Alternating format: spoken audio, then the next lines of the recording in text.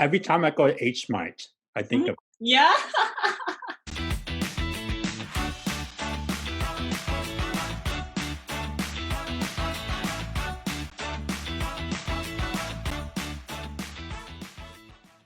My name is Jenna Kang, and I work as professional digital marketer in Korea. I used to live in New York for 4 years. what were you in New York for?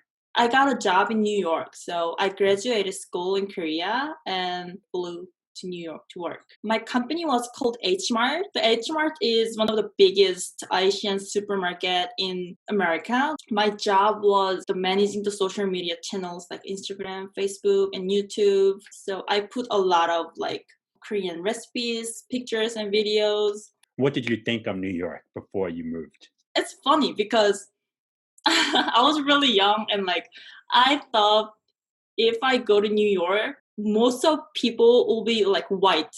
The first day I landed in New York and Manhattan, and I see like most of people was like Asians, you know. So I was like, I couldn't believe like this is America, this is New York. But why there's so many Asians? I couldn't understand, you know. But now I understand they are American, you know, they are New Yorker.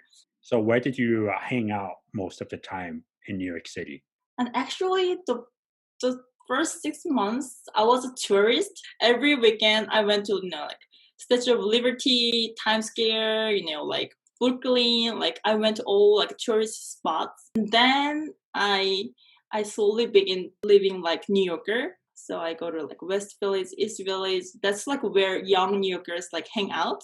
So what does it mean to be a New Yorker? The meaning of New Yorker is understanding the diversity. Because if you want to live in New York, you have to just adjust or understand others. Like even though they are so different, you have to understand like this could happen.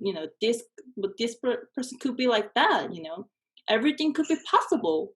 Like that has to be New Yorker's mind. If you don't have that, if you have like certain like standards and perspectives, it's going to be really hard to live in New York. Living in New York compared to your life in Korea, what would you say are the pros and cons? The one thing I really miss is talking to strangers. So in Seoul, I never really talk to stranger, and no one really talk to me like if they don't know me, right? But in New York, it's so common to just talk to strangers. If you just go walk in like, some store and you see someone, waiting there or something, you can simply ask, how's the food? Or like if you meet someone like in elevator, you can just talk to, how long have you lived here or how's the weather today or like you had a tough day or something like that. You can just talk whatever. And then, but in Seoul, there's no small talk with strangers. Korea is a bit more conservative compared to America. So when you move back to the Seoul, is there any New Yorker left in you, or are you now completely Korean? I think I'm Korean now. First 6 months, it was really hard to like understand like my people, Korean. I understand them, but like, ugh, like I still want things like this. When I first moved back in Korea, I went to the coffee shop and like, I wanted to like talk, like if they say, hi, what can I get for you? Then like, can I get things like that? Then like, it's almost like a chatting with like the staff, like when I'm ordering it, right? But in Korea, they're just doing the manual, like, I'm the worker, you're the customer, so I'm gonna say it and you have to answer it.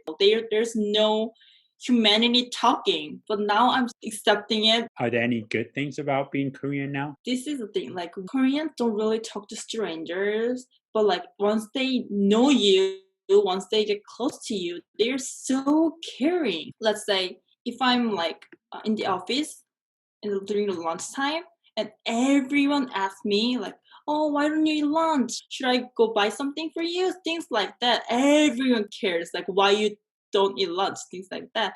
But in New York, nobody really cares. Like they're a grown-up person, you will eat if they want to eat, right? Well, that's all the questions I had. Thank you so much. Thank you for inviting me.